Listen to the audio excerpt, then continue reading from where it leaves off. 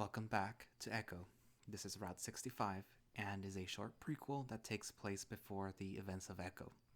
It also takes place 4 years after the events at Lake Emma with Sydney. Well then, let's begin. Oh, Yuki. There was a very singular echo in this ravine. The rattling of wagons resembled carpenters hammering at the boards inside the highest rocks. The report of a rifle resembled a sharp crack of thunder and echoes from rock to rock for some time. The lowing of cattle and braying of mules seemed to be answered beyond the mountains. Music most notably had a very queer effect and resembled a person standing inside the rock, imitating every note. William Clayton, Mormon Trail Pioneer. A call from Mom. Answer or ignore? No, God, I can't deal with this right now. I stare at the screen, letting the phone vibrate until it stops. I'll try to make up an excuse that it was on silent later.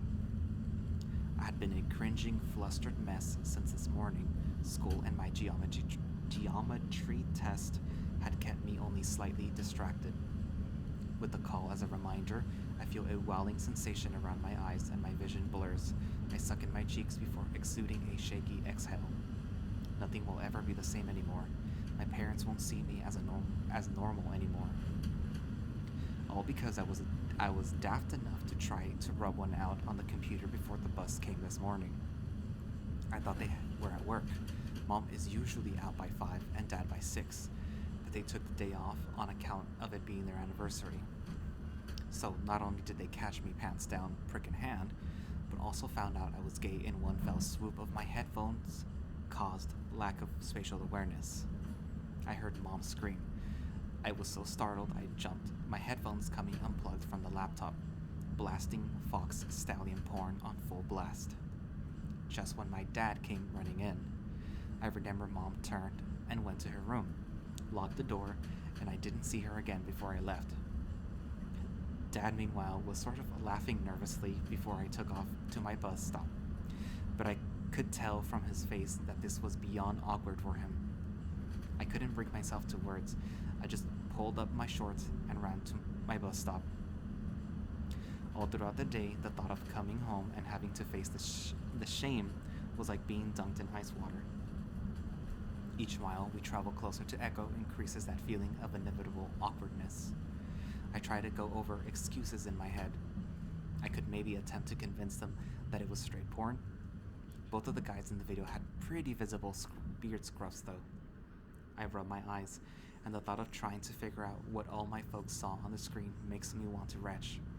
Well, I could say that it was a virus that took control of my browser window, and it was so startling a prospect that I didn't have time to fully put on my shorts. And the erection was unrelated. Fuck. I peeked through my paws at my phone screen, the symbol for a missed voicemail having appeared up top. I grit my teeth with extreme apprehension, turning the screen off and shoving my phone back into my pocket. Taking a moment to recombobulate, I look around. The bus is pretty empty besides me, the bus driver, who has been trying to get the radio to work for the whole ride, and Carl in the seat adjacent to me. Carl, as usual, has his earbuds in, with his expensive handheld out, playing some Japanese tactics RPG. Usually, we have at least Jeremy, Clint, Heather, Jasmine, and TJ with us, but not today. Not many kids who go to school in Peyton live out in Echo. I'm pretty astonished the bus district expansion covered our town. The bus ride from Peyton to Echo usually takes about 45 minutes, though it feels much longer. Especially now.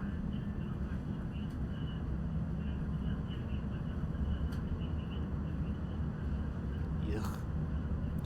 The Ram looks up from his game to the source of the music, slightly furrowed brow. Our bus driver grins back at him through the rear mirror in self-satisfied fashion, her gummy Cheshire maw on full yet brief display. Realizing that she is looking back at him, Carl grunts, hunching up his shoulders a bit. Karen, why? She lets out a brief chortle.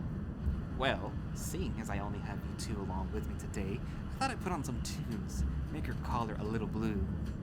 Carl begrudgingly pauses his game, pulling out his earbuds and letting them hang over his horns. It was still weird seeing him like this. Around age 14, his horns developed a lot. He complained about headaches and neck strain constantly. He told me he had to see a chiropractor and a stayed over because his horns were so big and his neck muscles hadn't developed enough to support them. Even now, a year later, he still sits with this sort of low, hunched posture. I'm plenty blue-collared, yeah. I live in Echo. She smirks again. Boy, I have seen the size of your manor. No, you ain't. Never would have expected a sort like you to be so pomp and yachty-blooded. Carl doesn't say anything. His emerald gaze shifts from some to the seat in front of him. Karen takes a gulp from her soda bottle with her free hand, the other steering us through an on-ramp onto the freeway. The spa day I would have on just 1 hour of your daddy's income, I'd feel bad for whoever works mani-pedi that shift. She holds up her calloused right hand, her claws rather stubbed even for a fox's standards. When I'm not driving you squirts, I do road crew for public works. Ain't your average mom, eh? She gesticulates with a swirling motion as she speaks, then lets her hand hang limply on the steering wheel. Well, it might be the new average here soon enough, feminism and all that. You two will learn all about it in college, I'm sure. What are you two going for, major-wise? Both of us make no quick move to respond. Jace? I shift some in my seat, clearing my throat so that my voice doesn't crack. Well, I wanted to go into videography and film, but my parents weren't too fond of that, so I guess journalism or communication? Ah, Karen responds so abruptly that it makes me wonder if I said something wrong. Well, my nephew got one of them communication degrees from North Mountain State. Oh, how'd that go?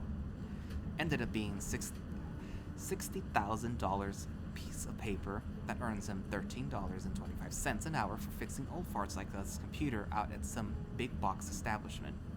Nerd Squad, I think they're called. Ugh, hell if I know. I'm still deciding, I guess. She waves dismissively. I look over at Carl, who looks like all he wants to do is go back to playing his game. What about you, Bighorns? Carl blinks some at the casual speciesism, then catches the back of his neck. Scratches, I mean. You just planning on going straight to work for daddy right after you graduate? Mom, actually. I don't know yet. Carl looks pretty uneasy with this topic. He also seems pretty embarrassed at having said mommy out loud. Were I in better spirits, I'd probably laugh. Everyone is good at something, Carl, and hopefully that is something you enjoy too. You're always quiet with your nose in that little device of yours playing games. Maybe that's your future career, something techie? Admittedly, Leo is usually the one who is most handy with fixing our tech stuff. Carl isn't even the best at video games, that title belonging to Jazz. Carl is quiet for a bit, tugging on the strings of his hoodie. I don't know. Looking out the window, I see the sun is setting as we get within 10 or so miles of Echo. We pass the old abandoned water park, which I heard closed shortly after the bypass was built, and all its passerby traffic was lost. I think for a moment I see what looks like some figure in the drained pool, though when I try to squint, I don't see them anymore. You know, I was around when that place shut down. I startled some, not realizing I was being watched. Both times, actually. Once in the 60s, then again in the 80s, when it reopened for a year. It was during that era of big government giving out big old water project constructions to the state for pennies, LA being the golden child. Our county, as you two squirts are aware, did not become the next Orange County. Spoilers, as my son Keith used to say. She lets out an amused grunt before stirring up some. A lot of folks lost their jobs. It was like a little Great Depression in the middle of Mormon land. Echo has been going to tits for generations, though. And not the good sort of tits either. The real ugly ones, like those that what's-her-name wields. Miss Tethers? Yeah, her. I'm taken off guard at that comment. Miss Tethers is a particularly nasty history teacher at PHS, who is known for not being too keen on vulpines. She does have kinda lopsided hair. Anyway, it's a ripe shame. By the time your kiddies are having kiddies themselves, this town will be a feast for termites. Well, maybe not the manner. I see Karen's silver eyes focus on Carl. The castle, we used to call it. She says that bit rather strangely, as if trying to remember something specific. Carl is staring straight out the window, avoiding Karen's stare. In the 2 years that I've known her, that we've had her as a bus driver, she has never spoken this much. Most of the time, she'd been scolding Jeremy and Clint. I have this feeling that she's been waiting for this opportunity to speak more personally with Carl for a while. As we get closer to Echo, we pass more abandoned places.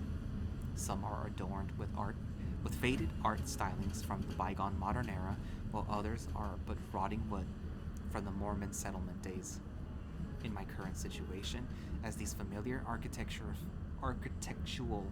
fadings seem to invoke, is a pulsating sense of dread for what is to come.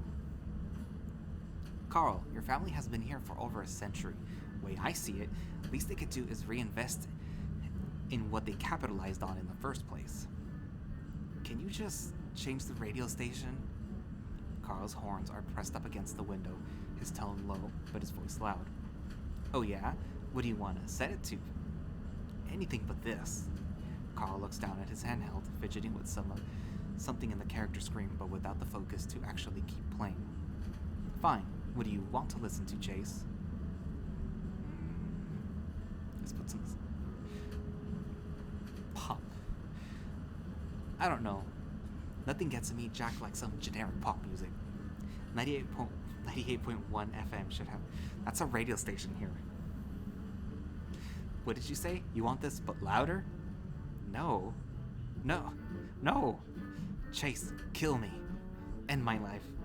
Maybe I'll respawn somewhere more peaceful. This is good for you, Carl. You're getting blue-collared, albeit, the hard way. If I wanted to get blue-collared the hard way, I'd borrow Jasmine's jeans shorts and stand amusingly around the motel. Covering our ears and pressing our heads to the seats in front of us, we endure the hick musical cavalcade, as Jasmine deemed the station. Glancing sidelong out the bus window, I see that we're less than a mile from home. My paw pads start to feel clammy and I clutch my knees tight. It's fortunate that Carl is currently occupied with burrowing his muzzle into the faux leather of the seat in front of him as I begin to tremble. Part of me actually wants him to see. I know it's just stalling for the inevitable, but I want to talk to someone, anyone about this. This is a small town, and whoever I speak to will know that I like guys, and I'll have to deal with them knowing that fact every day till college. If I go to college. I used to hate being so damn generic. Fucking Flynn whines about how boring I am all the time, but now, all I can see are folks looking at me, seeing me as that otter who likes it up the rear, and not as generic Chase. God, that's what my parents will see me as too. This sort of deviant who lives in their home. I imagine them looking at the photos of me around the house now and wishing that they could have that back. I've never really talked to my parents about relationships and sex stuff, and now I'm just gonna shock them with this whole new side of me. What an anniversary present I've given them. I look over and see Carl hunched over, his horns pushing into the seat and his gaze focused blankly upon the screen of his handheld.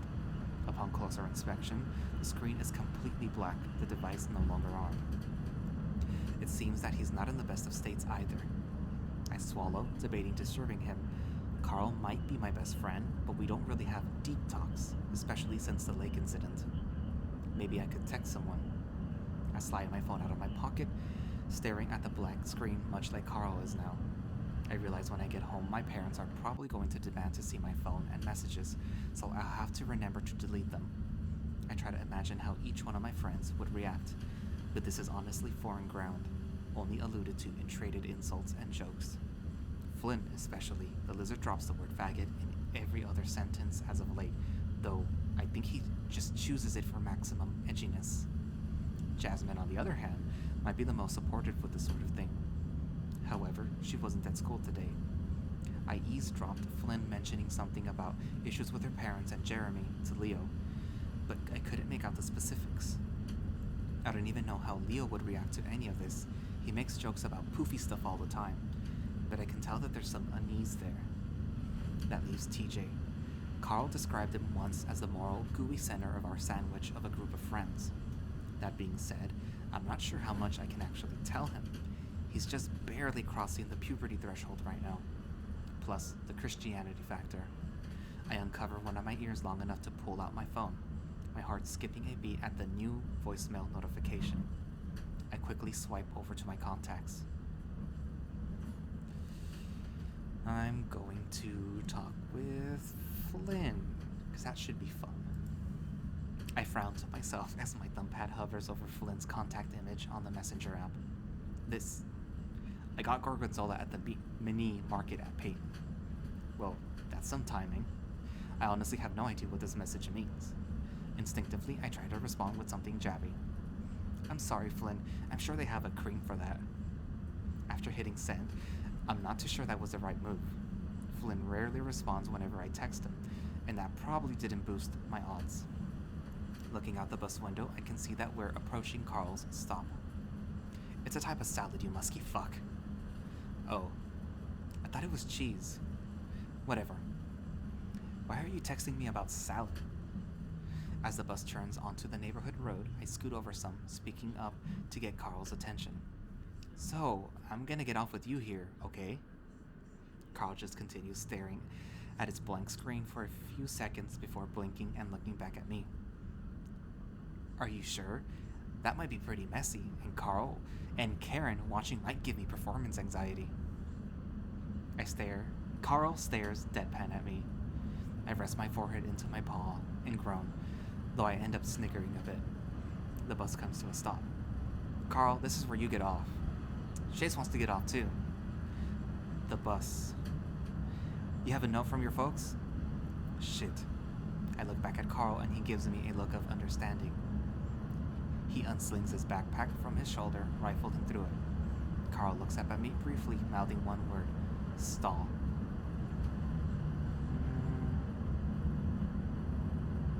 Tell a joke. I do. I make a motion of holding something up behind the seat. Carl seems to have found a pen and notepad and is scribbling hastily. So, Karen, how do you get a North Mountain State grad off your property? Karen gives me a rather dubious look, her silver gaze eyeing me up. You pay him for the pizza. The old fox lets out a huff that is half exasperated and half amused. What in the hell? Be aware, Chase, my nephew from North Mountain State is 6'9" and played rugby. He might not take too kindly to that. Hey, Carl was the one that told me. Carl puts a show of giving me a slightly narrowed look before slugging me in the shoulder. I don't have nearly the same level of cushion there as the ram, so even if it's for show, it still hurts. I feel something flutter onto my lap. As I pick it up, I see that Carl has forged a note with my mother's signature, style nearly perfect. As much as the ram whinges about his lack of skill, his penmanship and art is not half bad. I give him a discreet, grateful look as we get up and move to exit the bus. Carl hops off first, his hooves making an audible clop noise upon the aged asphalt. However, as I move to hand my note to Karen, her callous hand grasps my wrist instead of the note. I'm not that deaf and dumb, kitty. I've been doing this job a long while. She relinquishes my wrist, the note fluttering to the ground. I can feel Carl staring nervously at us from the road. You got awful comedic timing, Chase. But it was a good joke. I'll tell my nephew that one myself. She shifts some in her large driver's seat, the cadence of her voice changing some as she looks to the back of the bus. I saw you back there, puffy-eyed and trembling. You afraid of something at home? I know how the people can be out here. She pauses, bending down to pick up the dropped note before tossing it into the bus's trash bucket. I freeze, feeling the tip of my ears burn rosy at today's endless concave of embarrassment. Especially with kids. I'm not sure what she means by that, and definitely I am not sure what to say. I look back at Carl. He seems to be averting his gaze. Now, his paws deep in his hoodie pockets. All right, I get it. Nobody trusts a hick bus driver to know what it's like to be a kid these days. Look, run along now. Sorry for, grabbing you. I'm used to them shits Jeremy and Clint doing that and getting me in trouble. I try hard and force a smile. Oh, thanks. I appreciate your concern and all. Yeah, they are pretty shitty. Hey, language, kiddo. Sorry. Also, tell Carl his flies down. He looks like a damn fool.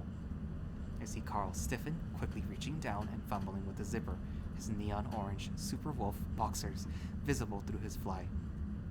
Karen just sighs. I feel my phone vibrate within my pocket. See you squirts on Monday. I step off the bus besides Carl and the door shuts behind me, Karen heading back towards the freeway. It gets dark so much earlier now that the summer's over.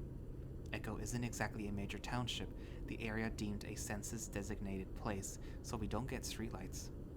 Carl watches the bus fade off into the distance before pulling out his phone. I can't wait until I get my own car and license. He starts texting. Letting my parents know that you're coming over. We should troll around on the 3D Virtue chat game tonight again. I spent some money and got myself this big luchador avatar, except I gave him big old breasts. He's called Mamaria. He looks up at me with a smirk before turning and walking. How much did you spend? This is the part where I'm going to focus solely on the text between Chase and Flynn, because it's, it has backstory stuff. So why are you texting me about salad? I was texting my aunt. I missent to you. Oh. So, can I talk to you about something? What? My parents caught me looking at gay porn this morning, and I don't know what to do. Jesus fucking Christ, Chase.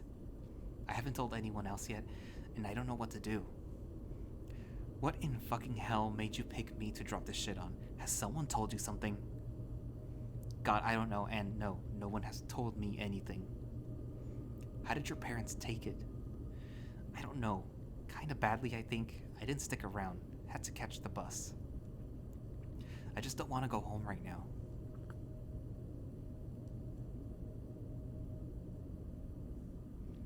I'm unloading freight tonight. I tell you to call Jazz since she's better with this sort of shit, but I can't get a hold of her either. Shit, should I go check on her? I was going after work. Her tit-dirt parents have been as of late. You can if you want, but doubt your pansy self can handle Jur if he's there. I don't care if it's him and Clint. I don't care if Clint and him are there.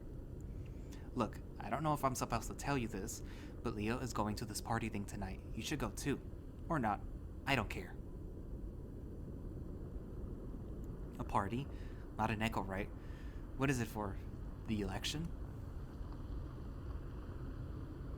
It's for Day of the Dead.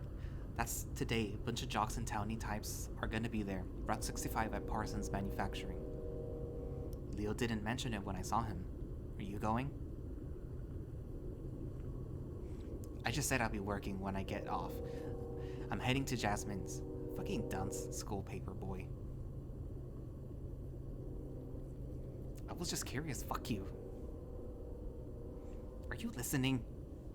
Carl is standing in front of me with a concerned expression on his face. It takes me a moment to respond. Yeah, just texting Flynn. He's actually responding to you? Yeah, I know. I look up at the street, Carl's house sitting in its amber glowing glory atop the hill slope. Ow, my back. Apparently there's a party happening tonight. Carl raises an inquisitive brow. Like, here in general? Or in general? I'm not sure what you mean by in general, but yeah, around here. It's for Day of the Dead. Leo and I think maybe Flynn got invited. What? They didn't mention it to me at all, and I asked them to their faces if they had any plans. I shrug. Flynn made it sound like it was mainly just painting people coming out there. Yeah, but it is weird that they didn't mention that. That sounds about like the most exciting thing that will happen around here for months. Carl looks off to the side, shifting his posture some. I'd rather just stay home and play Virtue with anyway. But seriously, what the fuck? The idea that two of our closest friends were keeping this a secret did make me feel pretty shitty. On top of all that, the other sensations of general shittiness I feel right now. It's at the Parsons Manufacturing Building, off Route 65. That's sort of in the ass end of nowhere for a party. Maybe if it's like a rave or something. I shrug again. I think we should go. Carl blinks, his expression akin to as if I just asked him to rub his horns.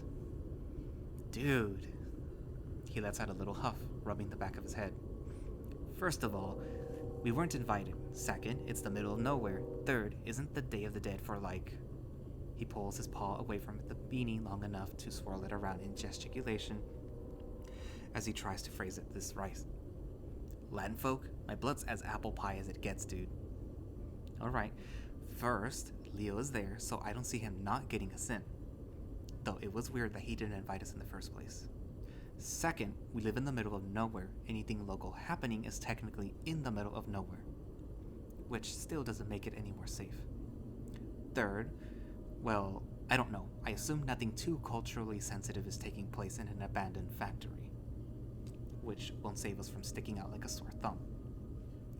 Carl exhales through flared nostrils, lolling his head up as if being throttled by how much of a bad idea this is. Dude. He looks back down at me, a taunt frown upon his muzzle. I don't know. I guess I'm kind of curious. Worst case, we stop in, smack Leo, then make like Flint's fetish and scat. Best case, we stop in, smack Leo, and they have food.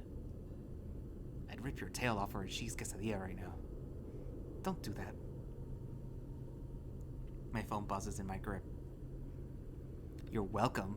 I gotta go. Try not to suck too much cock on your way there. Ugh, so it begins. That's good advice from Flynn. I don't know if you're gonna hold out the whole way there. Glancing over with a start, I realize that Carl is leering over my shoulder, squinting at my phone. Christ! I exhale, turning my phone screen off. Yeah, I'll try my best. Carl lets out a brief, breathy bit of laughter before pulling out his phone. Lying to your parents' time? Yep, your fault too. What should I say?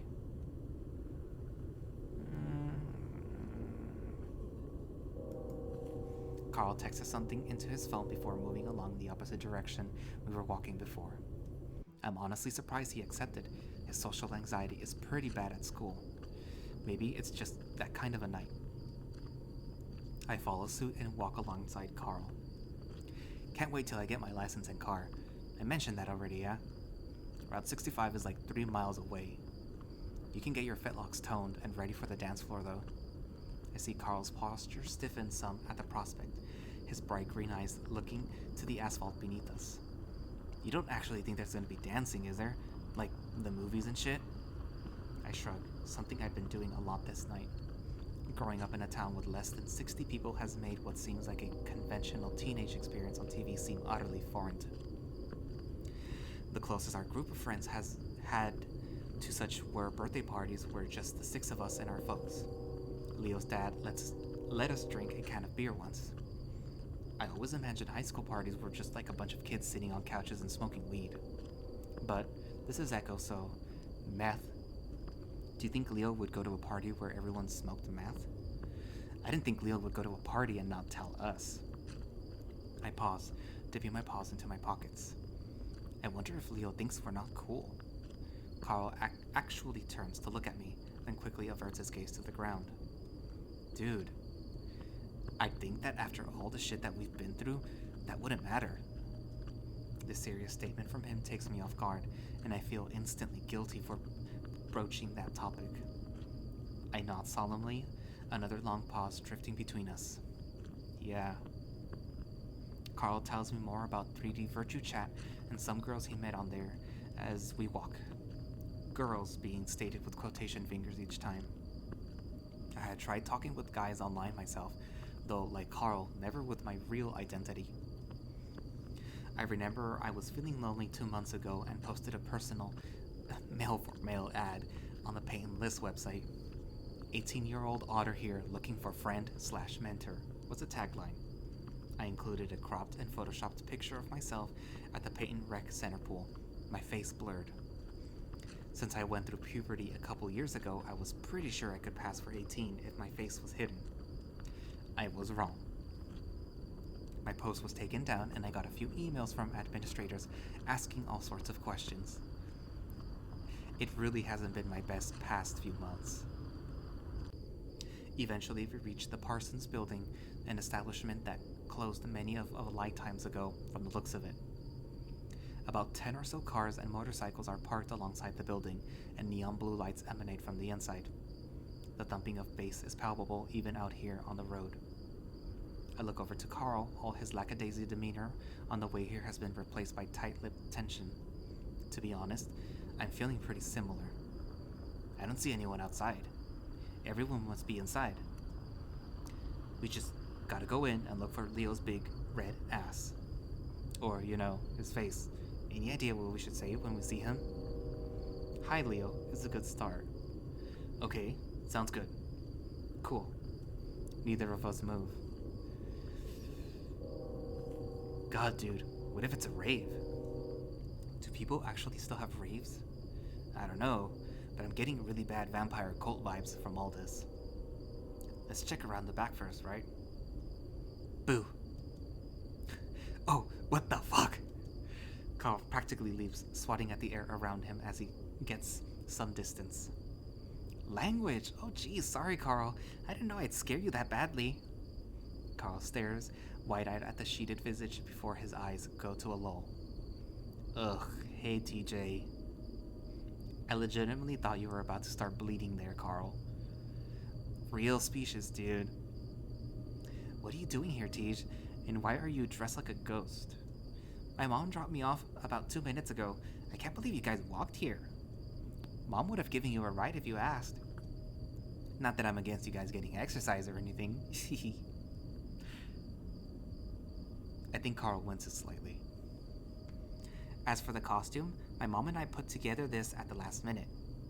I didn't get to go trick-or-treating yesterday because of the church stuff, so Mom said now would be my chance with this party. Even under all the fabric, I can still picture TJ grinning cheerily.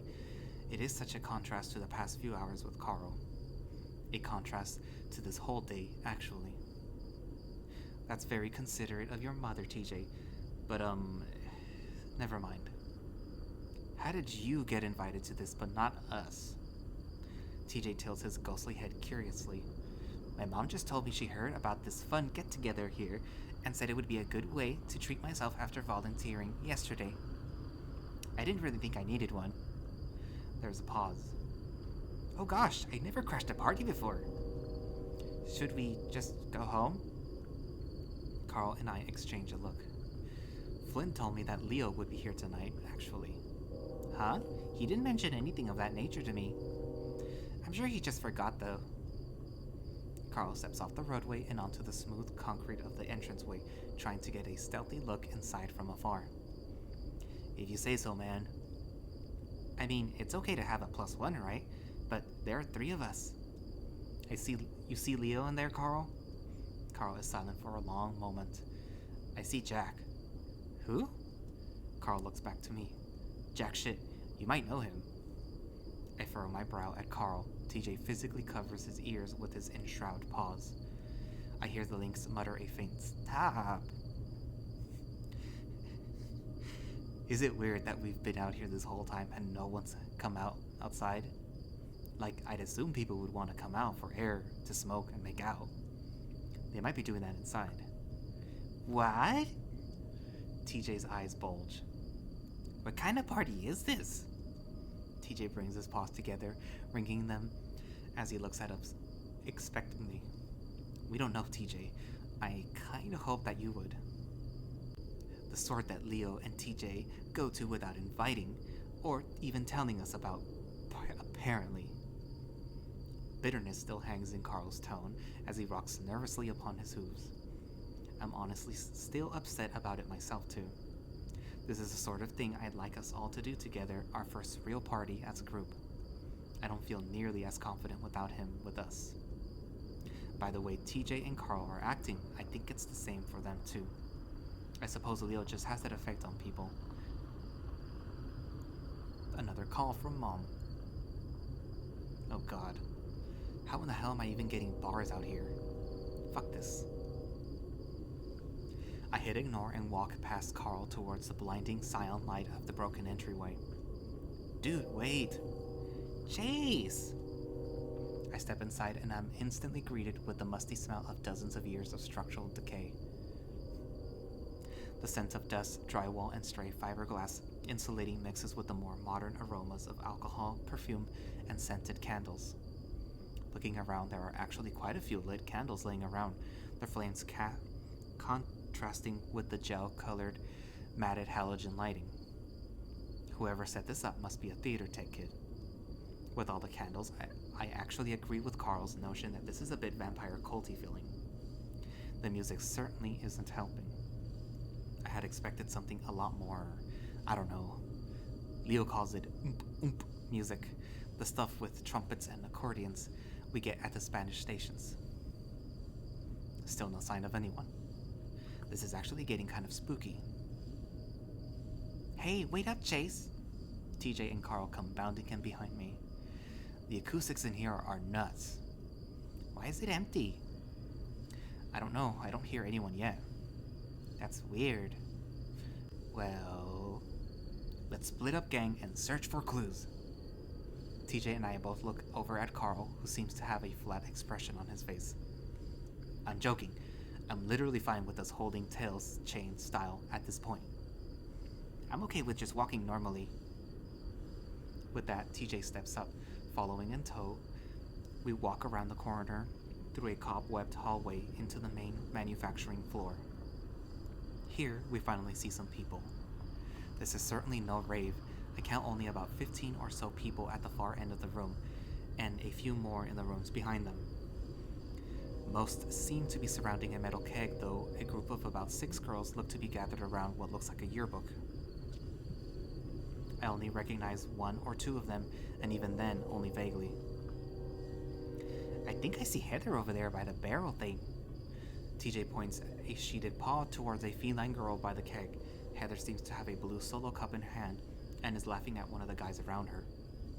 Heather is one of the girls who rides our bus. She lives out on the outskirts of Echo. She's not really a part of our group. I just know her dad is responsible for maintaining the reservoir dam. I have a feeling what's in the keg isn't fruit punch, and I feel pretty boggled at how TJ's mom was the one to send him here. Meanwhile, looking at Carl, I see that pretty much all his snark has dissipated once again. He stands in the doorway of the hall. The people in front start to notice us, nudging their friends and pointing. Some snicker, though most just look confused, especially at TJ in his ghost costume. Feeling eyes upon him, the lynx lifts up his sheeted arms. Ooh! He approaches the grouping in character. Happy Day of the Dead! I don't think he knows what that even is. The confused expression seems to amplify. As TJ nears, it looks like he's attempting to hug Heather. Having not been paying much attention behind her, she turns right at the last second, the lynx wrapping his ghostly arms around her in a tight hug. She screams, and all eyes shift to her and TJ. Get the fuck off me! Oh my god! The surprised link lurches back with a startle right as Heather shoves his chest. He goes colliding into the floor with a hard thud, dust splaying everywhere. The others around Heather exclaim distress. What the fuck, man? Who are you? Get off her, you fucking creep. Emilia, go get Derek! Heather, it's just TJ. Despite my shouting, I don't think anyone hears me, or at least understands me. They mostly all sound inebriated, judging from the slurs in their voice. I see one of the girls at the yearbook table get up and fast walk into the back rooms. I try to run up to TJ's side, though a large coyote steps in from the back room and blocks my path. He has a look on his eyes that seems to say he's looking for a fight. TJ, meanwhile, lays on the floor with his white sheets coated in factory dust. From the sniffling noises I hear behind the costume, I can tell he's crying. A stumbling coyote girl nudges him with her foot before emptying the contents of her cup on his sheeted head. Another equally drunk wolf attempts to pull her back, nearly tipping them both over. She puts a dazed expression of motherly scolding. Yo, Maria, what the fuck? Don't pour booze on the rapey ghost. We honor our dead bat touchers on this night. For some reason, this comment makes a fox fellow next to Heather bristle. Heather, this guy who was talking to me about the fucker who his fist clenched. Heather, meanwhile, seems to be crying now, too. For some reason, her mascara matted the fur around her eyes. She just keeps repeating, "I can't fucking believe this," over and over, while her friends try to console her. "What the hell are you talking about? Leave him alone." The older coyote in front of me is not having any of this. He snarls. "We're sick of you, sick fuckers. I don't know any of you besides her." Someone next to Heather yells back, "You leave Heather the fuck alone, musk shit." I look behind me and see that Carl is no longer in the doorway or in here with us. The fox guy seems to be trying to drag TJ now, limply smacking his sheeted head as the lynx tries to pull back. I'm sorry. This is a misunderstanding or something. Fuck. Leo, are you here?" The coyote grabs my shirt, pulling at me with enough force that my muzzle ends up smacking into his trucker hat brim and knocking it off his head. I manage to swat his paw away, though, not before one of the girls screams in my direction. "Oh my god! He's attacking Derek!" "What the hell? No, I'm not." With Derek snarling at me as he recombobulates, I weigh my options. I legitimately don't know how to fight. Flynn said that I wouldn't be good at it if I tried because of my shitty otter arms. I look down at my arms. They are rather shitty. I just have to go get help. The cacophony of screaming and snarling from around TJ is insane. These people are on fucking drugs or something. I hold up the flat of my paws to the D-hatted coyote. "I'm not trying to fight you, I just want to..." The coyote thrusts his arm out, getting a glancing blow with his fist against my chest. I stumble back. I scramble to my feet, taking one final look at the fetal position TJ before turning to run. The coyote latches onto my shoulder, yanking me back. Something hard smacks into my skull, and I feel my mind rattle. I lurch back, essentially butt-bumping the coyote as my ears ring from the prior blow. I feel like I'm walking like a zombie now, staggering towards the door as my vision blurs.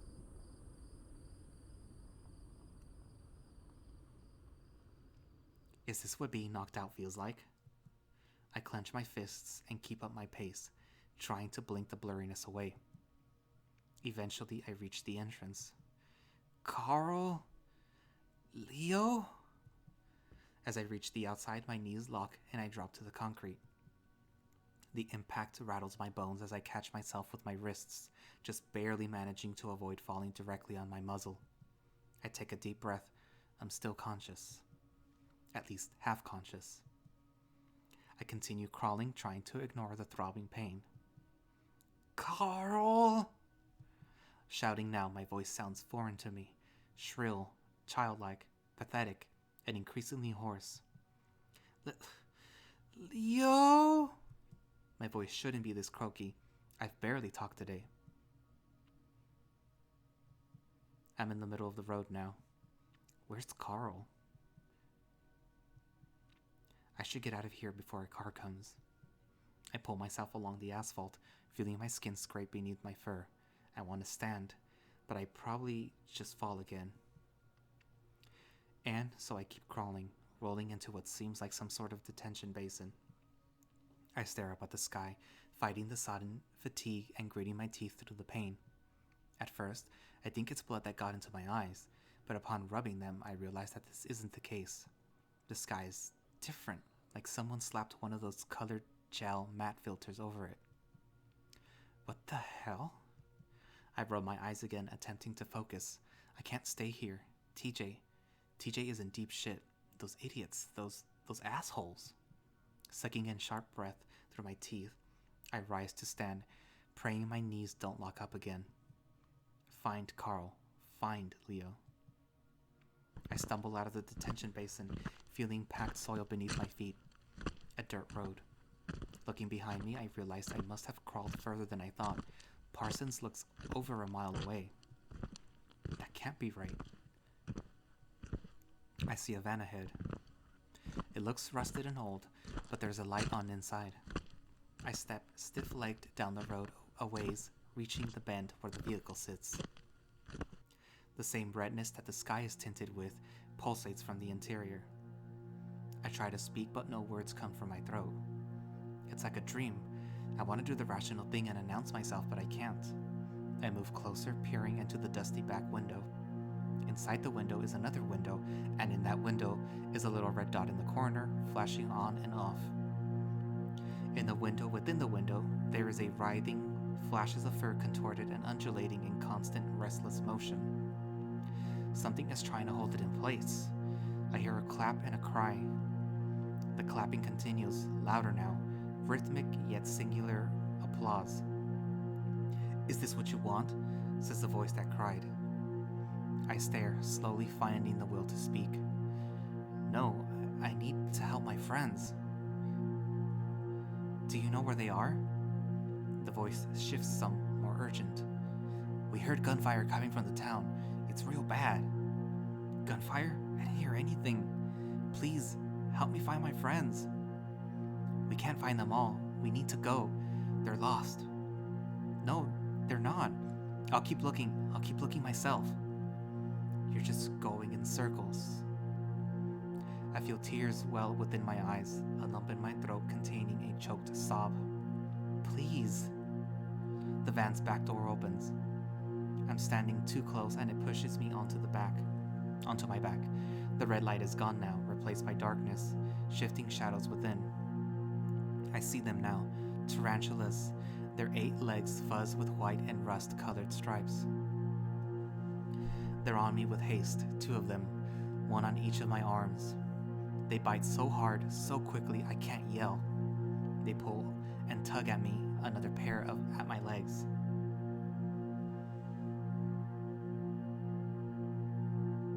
I'm pulled up into the van, my body stretched upon a squishy something that begins to sink against my arms and legs. There's no more light, and I stare paralyzed at what I think is the ceiling of the van in the pitch blackness. It feels like restraints are binding me in place. I try to adjust my eyes to the darkness, but everything seems blurry and unclear. My head throbs like a heartbeat, the pangs of pain unrelenting. My fur bristles. Where did the spiders go? Breathing has become more difficult, as if the oxygen in the van was running out. I feel the veins in my neck bulge as I try to grasp for large breaths, but my body is not my own. Lights seem to pop as the ringing in my ears intensifies. Something is above me. I can sense it.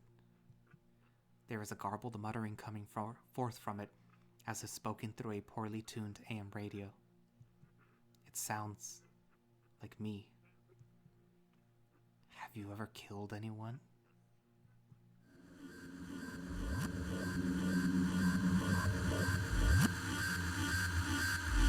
My eyes wrench open. I'm being dragged. Realizing I have control of my basic motor functions now, I stomp my foot down, staggering free of the grasp and pulling myself against the doorway. I raise my fist defensively, my eyes adjusting to the light. "Chase!"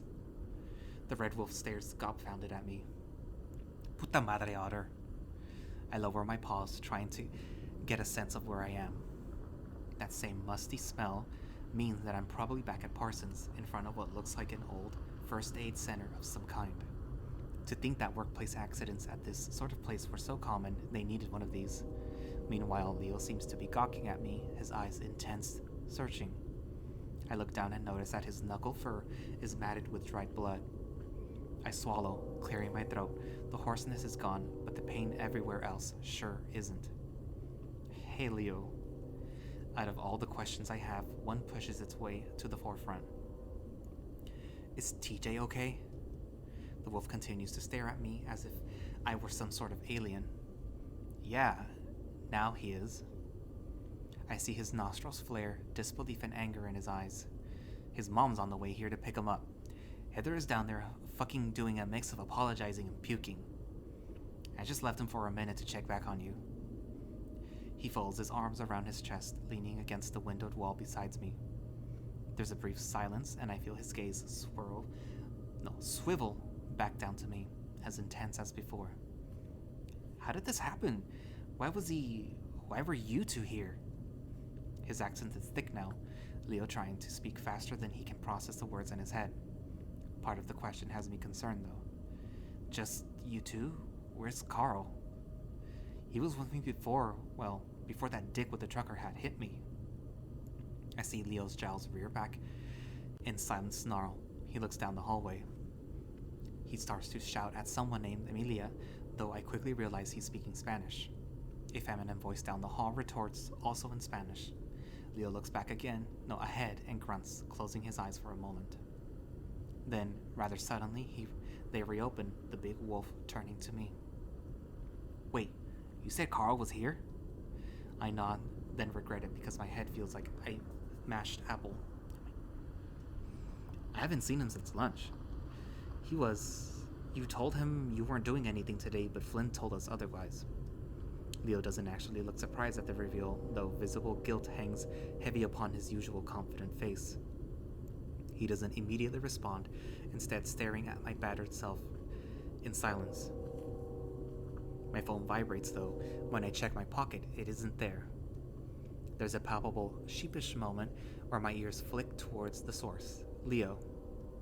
The wolf blinks, then awkwardly hands me my phone from his own pocket. We had to call TJ's mom. You're the one with the phone that can get signal pretty much anywhere, so I tried yours. I'm sorry, I just got signal. Please be okay, dude. I'm fine now. TJ's getting picked up. I'm here with Leo. I hear the sound of someone fiddling with a stereo and an aux cord on the factory floor. Some arguing about music choices ensues. It seems that some people are still around for the party after all. So, what do you remember out of curiosity? I don't have amnesia, so relax. Whatever your name is. Hey, I felt the back of your head, Puchika. You've got a welt the size of a goose egg. I reach up and run my fingers over my scalp, the bump rather prominent. Alright, well... I regale him with the events of the night up to TJ's bullying. Those townie shits were saying you were pushers trying to harass Heather for some debts. Fucking what? Yeah, I don't know, Otter. Fuck. I kept calling for you. He looks surprised, then scowls at the concrete floor between his feet. I should have been there to protect all of you. It seems like someone won the battle for the aux cord in the other room as the music starts up again. Yep, still vampire culty. Well, I got hit so hard the sky turned red for a bit. Leo's eyebrows raised some. I see his eyes move towards my head bump again. I remember stumbling around outside looking for you and Carl. I felt like I was walking for ages. The last thing I remember was a van. I see Leo shift, his shoulders raising up as high as they can go, that thing he does when he's tense. He looks at me, expectant. See anything else? My brow furrows as I try to recall exactly what transpired. I remember it felt so much different than it does now, in hindsight. I think I must have passed out then. Everything else is too hazy to recall. Recall without sounding insane is more like it. Leo's shoulders lower. He seems to be in thought now. I found you outside on the road. I thought you had been hit by a car or something, and when I got to TJ, he wouldn't stop crying and smelled like booze. Not that I'm trying to sound like your mom's, but you had me crazy worrying. He rubs at his raw knuckles. Got into it with that Fox guy after that. It has been a weird night. Why are you even here, man? He's taken visibly off guard by the question. The people here are friggin' nuts. He sighs, then slowly lowers himself to a sitting position against the wall of the floor. He motions for me to do the same next to him, and I do, dusting away any leftover broken glass first, though. A few people from the football team were going. Also, this one person invited me, and I wasn't going to tell them no. I'm about to ask who that was, but I'm interrupted fairly quickly. I saw your text messages with Flynn. I feel a cold tinge creep from my spine to my fingertips at those words. I should be feeling angry at this complete invasion of my privacy, but I don't, because you're an idiot. I just feel paralyzed. I've known Leo since he didn't speak a lick of English, playing video games with me and Jasmine after school. He'd just imitate what we said with a big, dumb smirk on his muzzle, as if he was saying something profound. I remember he got really hooked on the phrase, "Double jump that sucker." I had been yelling it at Jazz for like 3 hours when we were trying to beat a platform game I forgot the name of. From then on, every time one of us was feeling down or facing some challenge, he'd tell us, "Double jump that sucker," with that same smirk. I look over to Leo now, trying to gauge his feelings, but his expression is indiscernible. Fucking Flynn, why him? You know you can talk to me. I wouldn't have even gone to this thing. He gestures to our surroundings. 2 girls I haven't seen before walk by us in the hall without even a passing glance. I look down, staring at my paws. I went from having the chills to feeling like my face is on fire. I shift some upon the concrete floor.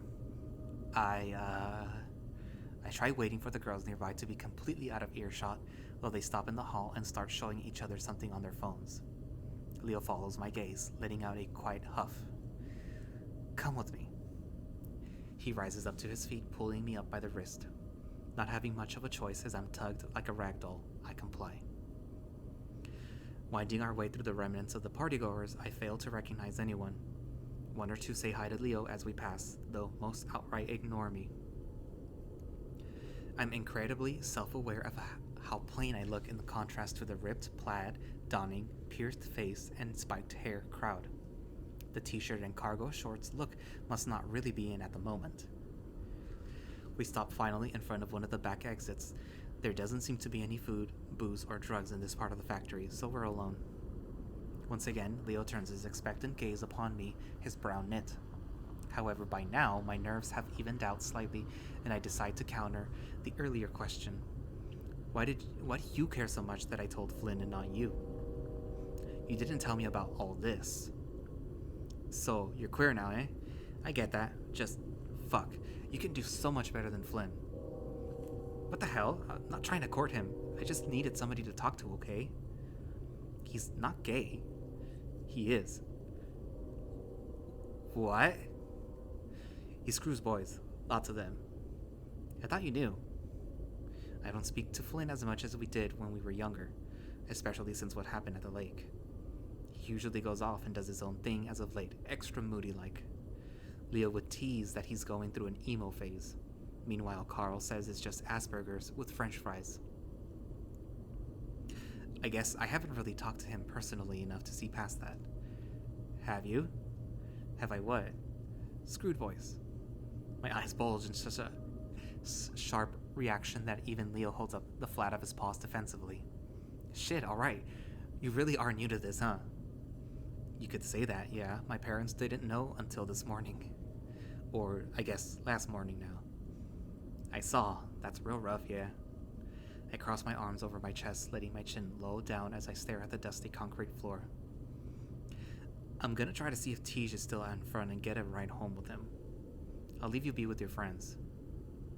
I turn, beginning to move, when I hear a growl from behind me. Ay, puchica. He grabs my shoulder, spinning me around to face him again. Why do you have to be like this, eh? I didn't choose to be like this. Your adorable daftness. Do you know how happy I was when I read those texts? It was like a fucking fantasy, you know? Then I started to wonder why you didn't tell me, and then I got all mad, and now I've ruined this. You didn't even know he was, like us. It takes me a second to process being called adorable, a fantasy, and then the reveal from Leo himself. I blink up at him. He blinks back at me. The wolf bites his tongue for a moment, trying to think before speaking. I wish I could go back and redo this. I'll kick the whales in of that scud who hurt you. I'll protect you from here on out, and I won't hide things from you. You're the fucking gold nugget in the shit mine, yeah? I wouldn't be if I wouldn't be any different than these sloshed up bastards if it hadn't been for you guys. I think back to when we were little, yeah. I don't remember any of what you were saying, but I remember being happy because of you and Jazz. And, as you grew and shit, I started seeing you different like. You made me happy when I was around you before, but now it's like, I don't know, Otter. I can't describe it well. Just a whole new type of happy. Like, I fucking love you, but I love you, yeah, you know? So, final point, don't fuck Flynn. My face starts to tingle, my heart thudding so loud in my chest. I'm sure Leo can hear it. I inhale shakily. This can't be happening. I must still be dreaming. I get cut off as I spy an awkward young shadow leering in the doorway, something bulky in his paws. Leo notes my shift of attention, turning about face to the figure. I see his muscles tense behind his shirt. Chase, don't leave. I'll be back in a second. Yeah, sure, anything. I bump my knuckles together, watching the large wolf move to the doorway. I see him grab the shadowy figure by the shoulder, trying to shift him away a little. The unknown guy thrusts what looks like a camera, bag, and a tripod towards Leo. Leo shoves it right back. I see the wolf lean in close, his grip tightening on the other. He mutters something. The shadow whinges, his head turning. I think he's looking at me. Starting to feel rather awkward, I approach the two. As I do, however, the figure departs back towards the main factory floor. I'm never hanging out with anyone but those in our group from here on out, I swear, man. He curses something in Spanish under his breath. I used equipment like that before when I had to do a video story for the school news. The AV Club rents them out to students for school projects. Are you, working on a school project? I see Leo's muzzle pull into a tight-lipped hold. He steps forward, taking hold of my shoulders. No, for the love of God, Chase, please don't ask me about that again. His demeanor seems more akin to begging than annoyance, flickers of fear in his eyes. I stand in his grasp, jaw slack. This is beyond strange, but I can tell he's serious about his request. Alright, but... Chase. Leo, are you okay? I just want to get back to town with you, yeah. I guess I can respect that request. I'm assuming TJ's already been picked up by now. The last I saw of the Lynx, he was crying in a beer-soaked puddle. I feel like a complete asshole for not checking in on him in person. Though, at least I wasn't as bad as Carl, who just straight up fled home. Poor TJ is probably blaming himself for everything too. Meanwhile, it turns out Leo is gay and likes me, and despite everything, the stuff he described feeling about me, I feel about him. My emotions are so damn conflicted right now, this emo vampire music is actually resonating with me. Leo releases my shoulders and moves towards the back door, tugging at it a few times. He huffs some, then gives it a hard kick with his foot. One of the hinges snaps and the door falls into the hanging diagonal position. With a swift stop, the other two hinges snap off as well, leaving the middle door on the floor. We could have just gone at the front. Well, he stares at the door at his feet before looking up at me. Wouldn't have been as rebellious. You like destruction of property, don't you? I break a mirror at one rest stop when I was 8. Because you didn't get the toy you wanted in your kiddie meal. He smiles teasingly at me, the moonlight illuminating his backside. I can see the faint purples in the sky, inevitable sunrise. Of the sky's inevitable sunrise as well. Hey, we don't have fast food joints like that around here. That was my one chance at getting that figure from that stupid dinosaur movie. Your hand was so damn bloody, I thought you were the coolest. There's a pause. I step past them into the fresh, far less musty air, the faint smell of Leo's cologne now more palpable. I cross my arms, staring down at the rusty metal of the fire escape-like stairwell. I still do. Oh bullshit, man. I try to maintain a healthy amount of skepticism for his own words now. Though looking at him now, and having known Leo long enough, I don't sense any visible sign of deception. My dad actually suggested that I'd be a decent journalist, since I'm pretty good at reading people and their emotions. Though he might have just said that to try to dissuade me from videography. Leo begins to descend the stairway, keeping his paws hovering above the guardrail, just in case. I pull out my phone, using the screen as a flashlight for us. I'm serious, you act so damn level-headed all the time. Everyone else in the group, not to be insulting them or nothing, because they're family, but they can be pretty out there, eh? You're always so calm and balanced, though. You mean generic and boring, man. Nah, like, you're always hanging around in the background, almost invisible, like, then you say some snarky shit and everybody loses it. You're observant, yeah, like Flynn, but less of an insulting shit about it. My parents, my siblings, they love you, dude. Mom's always asking when Chase is gonna come around again. We reach the end of the stairway, the insides of my ears probably ruby red at this point. The back lot of Parsons is mainly composed of old piles of dirt and some foundation, like they were planning on expanding before they shut down. I'm not gonna fuck Flynn, you can ease up on the compliments. I turn and smirk at Leo, a little in disbelief that those words just left my mouth. We start walking. Good. I have no idea what you're actually into. Honestly? Leo looks at me a little warily, that same guilty expression crossing his muzzle once again. And, muscles, I guess.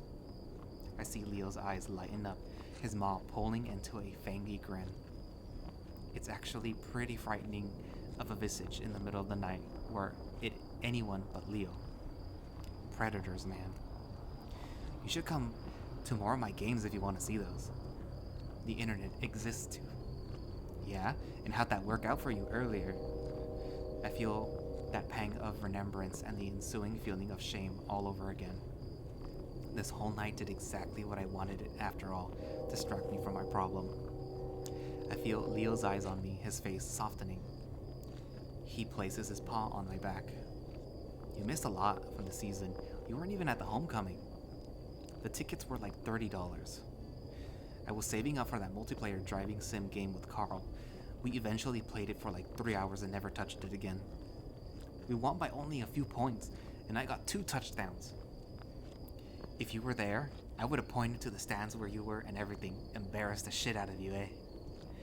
I wouldn't be embarrassed. I'd be... well, I'm proud of you. In the past, I had vocally lamented Leo's ascension to jockhood, especially his douchebag townie teammates.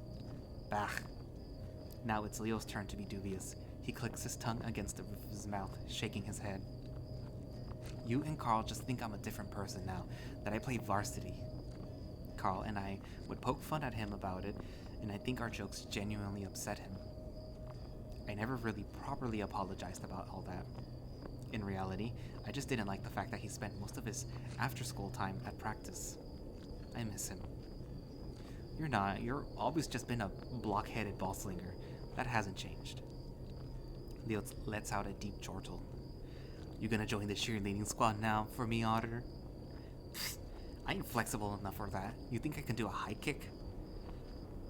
No, but I'd pay $1 to see you try. Coming to a stop, I look down at my stubby legs. $1 is $1. That's 1/4 of what I need to get a burger at the diner. You're not gonna film this too? The wolf's shoulders tense. His gaze snaps to me. Chase, I said I wasn't gonna ask about it. Doesn't mean I can't tease you about it. He huffs, but I can tell that sort of cheered him up in a way. Just don't mention it around the group, okay? I make a circle with my fingers in a gesture of acknowledgement. I make sure that there is no errant shrubbery around me before directing my muscles to lift my right leg as high as it will go up. It turns out that's barely a 60-degree angle from its stationary position. I hear the wolf snigger. Oh, come on. I'm just a sack of furry stone, and even I can kick higher than that. We're 2 different species. Give me a break. Work for that $1, Chase. Defy species norms and negative stereotypes, as Jasmine would say. There are physical limitations here that no social science 3rd period class can overcome. And I don't think an otter being paid to perform for a wolf's amusement is exactly a progressive act. I believe in you. He says that as I'm not gonna pretend to know how to pronounce these two words. Saccharine and schmaltzy as possible, eliciting an eye roll from yours truly. I lift my leg, this time bracing my hands underneath my thigh and pushing up. I manage to get the thigh itself much higher, though I'm having trouble fully extending at the knee. Leo notices and steps over, taking my calf and holding the small of my back supportively so I don't tip over. My muscles are starting to burn something fierce, and the position is pretty damn compromising. I frown as hard as I can as I look at Leo, who bursts into laughter. Okay, now I wish I was filming this harder. Dude! I wriggle free, rubbing my now sore leg before continuing onward. True to his word, Leo fishes out his wallet out of the back of his jeans and hands me a crisp $1 bill. I pocket the dollar, looking back over towards Leo. Don't I get a tip? The tip comes later. Jesus Christ. I bury my face in my paws, groaning in contrast to the baritone cackling of the wolf beside me. Jokes like this have a whole new meaning after tonight. As I peek through my fingers, I see that the sun has crested the edge of the mountains and the world is bathed in glimmers of orange. I've been up for nearly 24 hours now, and my body feels more tingly than tired. We start walking besides the main road now, the lack of vehicle traffic creating an eerie stillness to the desert. Leo walks close to me to the point where our paws brush against each other from time to time.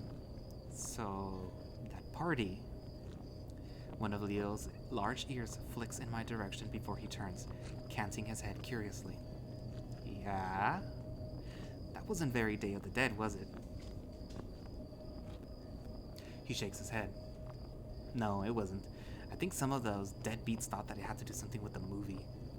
I only remember celebrating it once in my home country, though I wouldn't really say it was a celebration, yeah? I just remember my mom, dad, siblings gathering in the cemetery. We placed orange marigolds in front of the abuela's grave, lit candles, and ate quesadillas. Carl would like that last part. Just no shit. The prospect of food actually helped him get over his social anxiety to come with me. I see Leo's face shift to a more tight frown. Fuck man, that party probably made his issues much worse. They barely had any fucking food too. Some tool named Robert just brought a bunch of fruit. Better than nothing. But yeah, I remember we just talked about the loved ones who had passed, told stories, and sort of acted like they were there. So, do you actually believe that those who have passed can listen in on us when we want them to? He looks up for a moment, the color of the sunrise now matching the hue of his fur. Sweat stains are visible around his armpits, his knuckles are still bloodied, and his head fur is a complete mess. That being said, it is kind of a good look for him. Not so much for yours truly, though. No. His gaze shifts back ahead, his tone neutral. But it helps the living, you know. We still gotta get by. A silence hangs between us. It's pretty obvious his mind has drifted to memories of Sydney, mine as well. This sort of awkwardness is common now. Sharing trauma like that and carrying on like nothing happened is usually our go-to. It has been about 4 years now, and it hasn't gotten any easier. Too many reminders here. We're all fucked up from it. Leo's overprotectivism. We're all fucked up from it. Leo's overprotectivism, Carl's anxiety, Jasmine's escapism, Flynn's rage, my hallucinations, and TJ. God, poor TJ. Maybe next year we could try? Chase. Leo looks at me, his eyes meeting my own before drifting to my palm.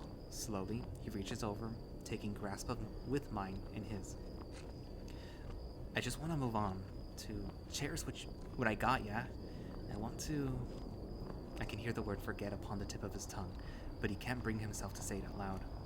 Instead, he squeezes my paw tighter. I squeeze back. My therapist told me that I should talk about it more, but it isn't something that can just broach out in between talk of football and video games. Sure as shit is a way to kill any good feeling in the area, that's for sure. Like right now, Otter. He brings our paws up to the front of us, forcing me to look at my own interlaced fingers. Our own interlaced fingers.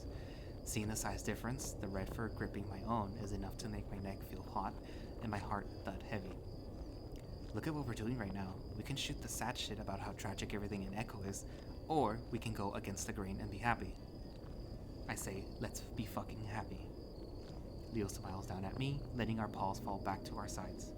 Despite his motivational wording, I can tell from the gleam in his eyes that he's nervous, his usual confident bravado shaken in the new territory. I don't blame him. They say this sort of thing is supposed to give you all butterflies in your stomach feeling. Yet, as we walk along the abandoned Route 65, I feel less like I have butterflies and more like I'm about to jump out of a fucking plane. It isn't that simple, Leo. Well, fuck it. Let's pretend it is for a while and see how it goes. What exactly are you asking for? He rubs his forehead, his fang teeth briefly grit. I don't know how to explain it. Just cheer up? That wasn't exactly eloquently put, but even by Leo's standards. I haven't eaten anything since lunch, swam or slept for 24 hours, I've been beaten in the head, was unable to save TJ from getting bullied to hell, and my parents caught me looking at gay porn, and now they will never look at me the same way again. I still have to deal with that. I'm not exactly in the best mental state at the moment. Though this, I gesticulate to the two of us with a swirl of my free hand, is helping. Freaking me out for sure, but I'm glad you're here. We'll make all that right. I feel my phone vibrate against my thigh, my heart sinking.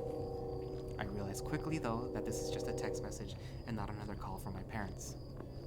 Mom and Dad haven't sent a text message in their lives, so far as I know, saying they prefer to talk, as short text messages can lead to confusion. I do agree with them on that second bit. I just had gorgonzola salad, and it was delicious. Also, Jazz is fine now. How goes your newly opened closet? Who is it? I see Leo sort of crane his neck towards my phone, though he quickly recoils as I glance over at him. Sorry. It's alright, and it's Flynn. He tossed his salad. I manage a goofy smile, holding up the screen to Leo. He squints down at it for a moment, then exudes a low, rumbling groan, covering his forehead with his paw. Ay madre, he wouldn't shut up about that stupid gonorrhea lettuce stuff, or whatever it's called at lunch today. I haven't gotten home yet, got in a fine, some more hallucinations, and Leo read my text with you. Apparently, it's like dried cherries, almonds, and granola clusters mixed in with lettuce. What an asswipe, you two hook up yet? You serve it with this expensive pear vinaigrette stuff, though they usually give you packets of it in the bag of salad itself. What do you mean? I mean, it sounds really tasty, the most gringo-y food on the planet, but it's still good. I wouldn't eat it by itself, though. I need some carne asada on the side with maybe some Chiapas cheese bread. You don't know how many times I got that word wrong. I haven't eaten since lunch either, and I'm really fucking hungry. He's a big cock gobbler too, hence why I sent your musky ass to him and his secret shit party. You two could be all emotionally vulnerable together and shit. Son of a bitch. Flint was playing fucking matchmaker. I look over at Leo, his head tilted to one side and his lips pursed, the thing he does whenever he's really curious about something. He did that same damn face as a little kid too, usually when he had no idea what we were saying in our language and was feeling left out. Seeing him like this now, I feel more grateful to Flynn than anything. Still, I'm left with a nagging question. He said you're gay too. Why didn't you tell me? So, what's happening now? Me going to the party and confiding to you that I was gay was part of his plan, apparently. I was asking him why he didn't tell me he was gay. Really? I feel like I should thank him or something. I bet Jasmine will be squealing when she hears about all this shit. I don't know. I'll show you eventually anyway. Show me what? This is just like one of her comics, the mangas. I don't actually know if she reads yaoi stuff or not. That's that anime porn with the Twinkie triangle types, right? I nearly choked trying to contain my laughter. Are you familiar with it, Leo? How old are you again? 15, why? Yeah, of course I'm familiar with it. I got a whole bunch of files with that sort of stuff saved in my sample music folder on the PC. Nobody ever looks in there. Never mind. Weird, what the hell is he talking about? What? I consider showing Leo the new messages, but he seems sort of distracted now. He looks genuinely happy. I mean, a bit sweaty, fidgety, and blood splattered, but so am I. The idea of ruining that makes me feel miserable. Though Flynn's whole behavior, knowing everything about him now, is kind of boggling in contrast to his usual self. I exhale and do my best to recombobulate, shifting my attention to the big old wolf currently holding my hand and looking at me expectantly. Don't ever get too comfortable with that sort of thing. I did, and now everything's fucked for me in the eyes of my folks. Your parents are probably gonna search your phone when you get home. Delete all this. Will do. Man, your mom is the nicest lady. I can't imagine her kicking you out or anything.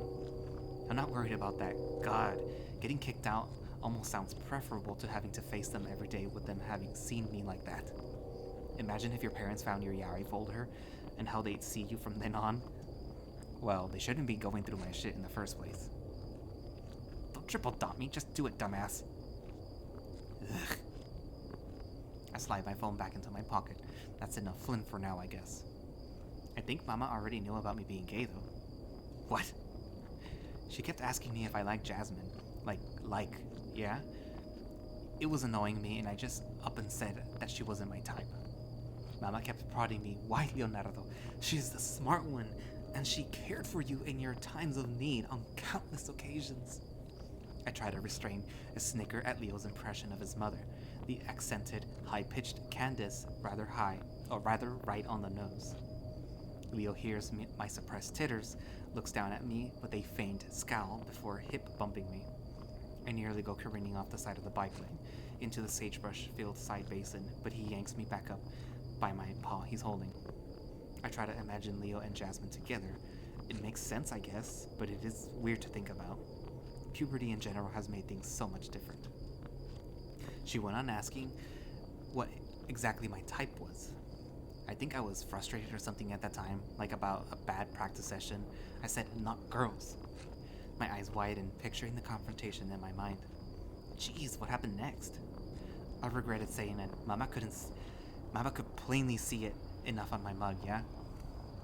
She just clicked her tongue, told me to let her know when I felt like talking more about it. I'm assuming you haven't really followed up on her offer? No, Chase, I have not. There is a silence between us, mostly because I'm trying to think of a response that isn't, well, I have it worse. Before I can speak, we approach what looks like a short, dirt driveway that leads up a shack of some sort. Leo stops and points towards it. Let's cut through here and head to my house through the rail yard. I don't want to deal with Jeremy right now in case he's awake and outside of his house. I sincerely doubt that Jeremy and Clint would be out and about being dicks this early in the Saturday, but I don't argue and follow along. Upon closer inspection, it looks like one of those roadside dive bars you see a lot on reservations. This one boarded up fairly recently. The Joshua trees and the old-timey pickup truck give it an out-of-place feeling. As far as I know, Joshua trees aren't native to this area. Never heard about this place before. I have. It was open for a while a year or so ago. Yeah? It would have been the first new business I've heard of around here since I was like 7, I think. Like I said, it didn't last long. Heard from Charlie that the owner got busted for some fucked up shit the officer mall cop found in the back room. Christ. I mean, this is Charlie, so I wouldn't believe all of it. Like, what specifically? Leo shrugs, a light frown on his muzzle. I don't know, he wouldn't tell me. We continue moving, Leo kicking an errant bean can along in front of us as we walk. I can't believe Charlie's still alive. Turns out absurd amounts of meth is the secret to a long lifespan. Not if I find out you're taking it, Otter. I'll shorten your fucking lifespan real quick. He smirks at me and I roll my eyes, glancing back at the side of the abandoned bar as we pass. Keith and Brian's Booze Bastion.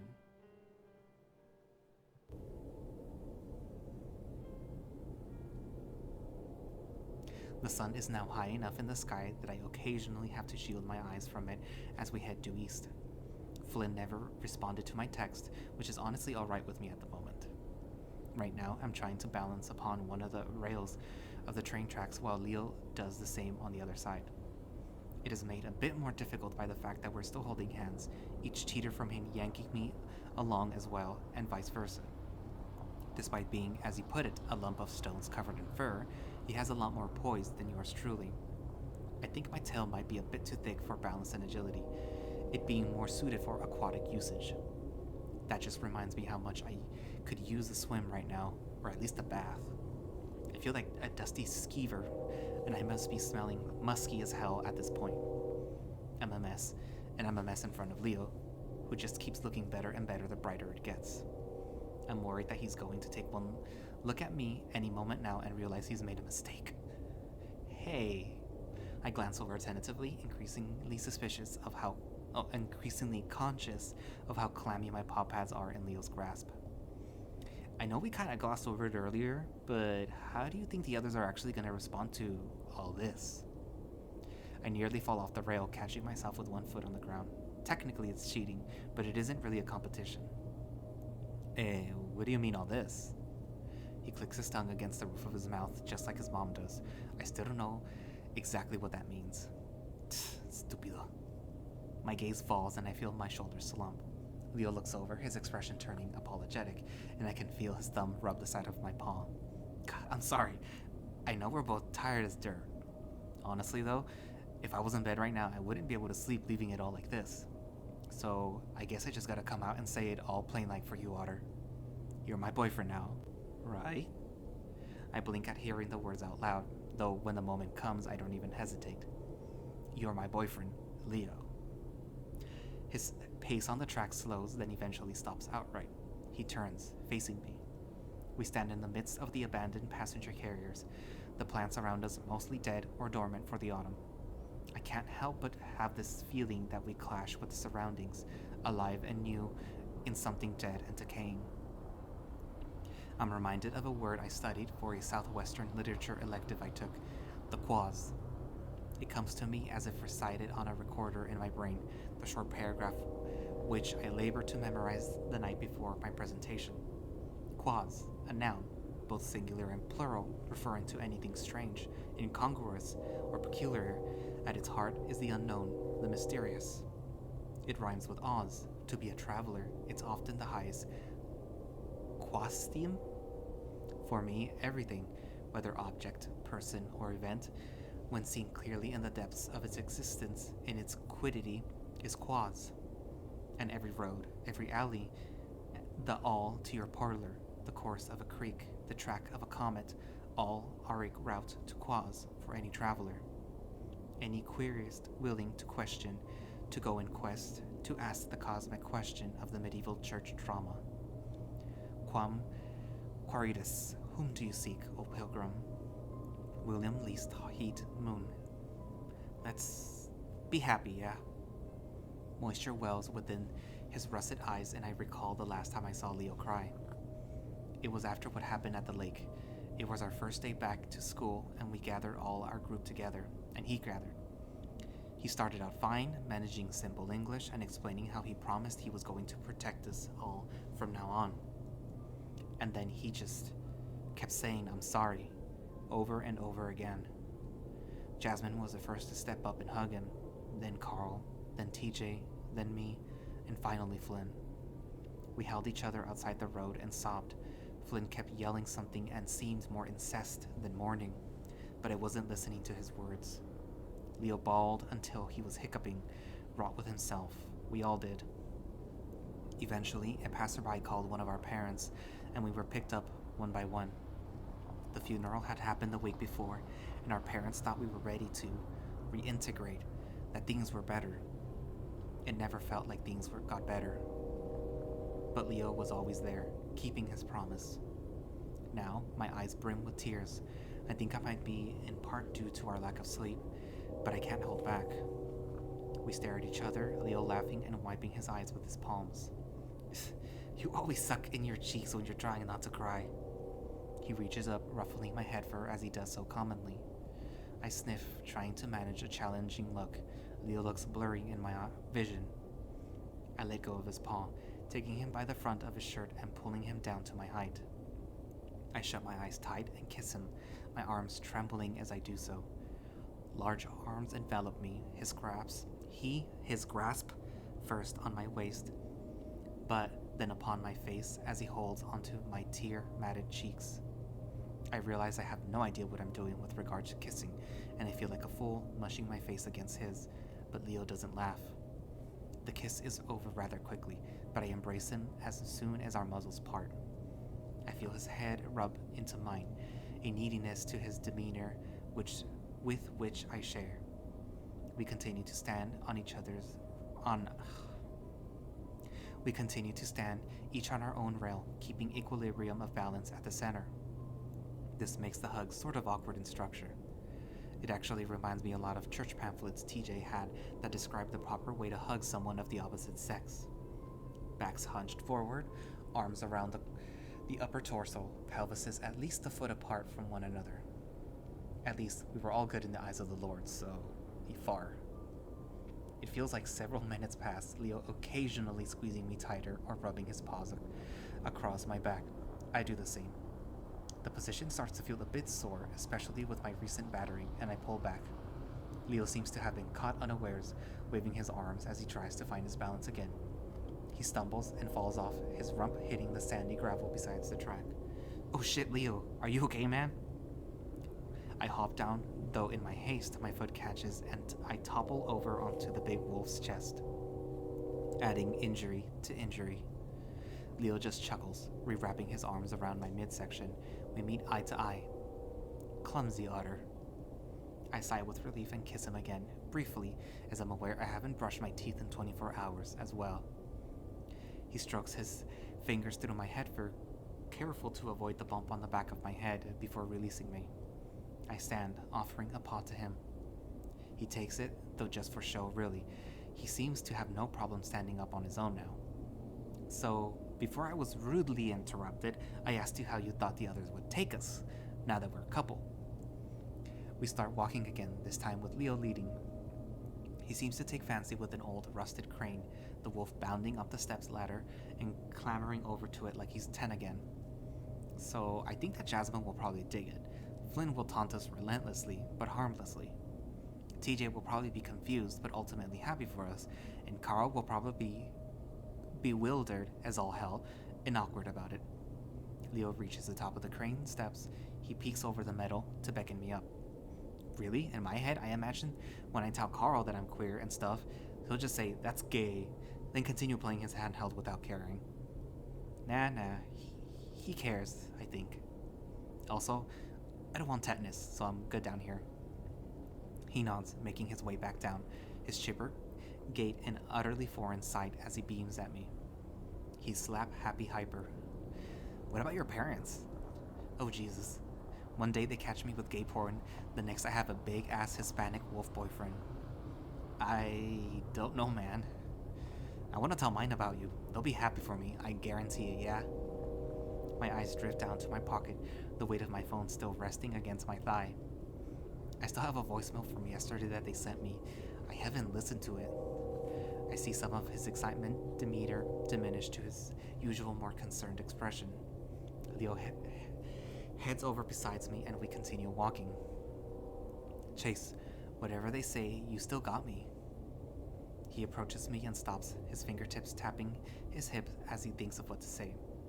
You still got all of us in the group, and if shit got really bad, you could stay with us for a bit. Jasmine does it all the time. Pa and Ma are used to having a house filled with kids, but since most of my siblings moved out, it's just me. TJ's parents would never turn you away either. And Carl, well, God knows that he has enough damn rooms to go unused. His parents are barely ever there. You could be like that one movie with the boy who lived in the walls of the house, making spooky noises at night and eating their gorgonzola. I let out a small chuckle. I remember how Carl used to be really afraid of ghosts a few years ago. I got to hang out with him and play video games as a coping mechanism excuse.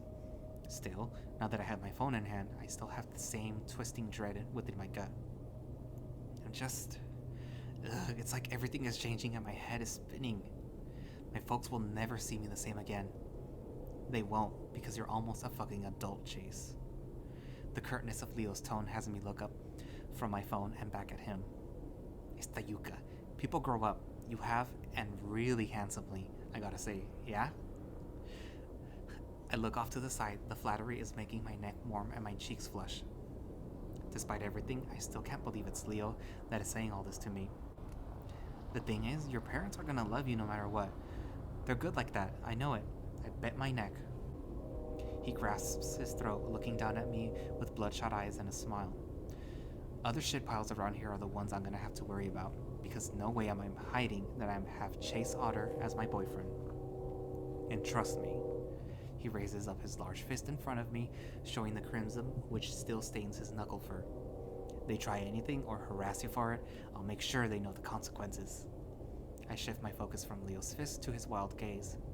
Man, you need some sleep. Leo blinks, then brings his fist back to rub the back of his neck. Yeah, fuck yeah, I do. He shifts, rolling his shoulders some before looking back at the phone in my hand. Alright, let's listen to the voicemail, eh? He looks off to the side, sort of muttering embarrassedly under his breath. Double jump that sucker and whatnot. It's so cringy, but I feel like I want to kiss him again. I smile wearily at Leo. He just huffs. Fair warning though, you're still probably grounded as hell. I smirk, my chest feeling tight and my mouth dry. Oh yeah, I know that. I get yelled at if I don't call my parents back within 5 minutes anyway. I'll miss you while I'm in lockup though. Leo grins lopsidedly, less wild now.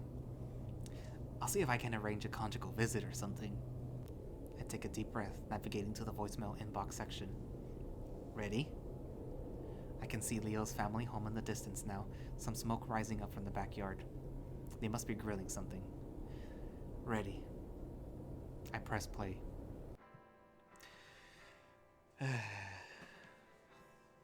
Well, that was Echo Route 65. And you got to see how Leo and Chase's relationship started. And I guess the first person that I chose Chase to come out to, which was Flynn, and how he reacted, and showing that Flynn isn't really such a, a jackass when he doesn't want to be. And yeah, there was also a part that you, for some reason, didn't get to see where it shows Jenna's family life, and you get to see that it's really bad. And they basically removed the door from her room. I don't know why, to be honest, and I don't think Jenna ever mentions it. But yeah, it was bad for her, which explains why she decides to leave home early. But anyways, so that was Route 65. And thank you for listening, and hopefully tomorrow, if all goes as planned, I will have the first episode of TJ's Route out. Anyways, thank you for listening, and goodbye. Oh, I forgot about this part.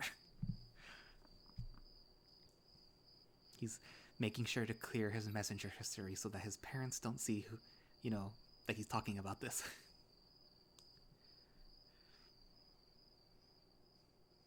Okay, now goodbye.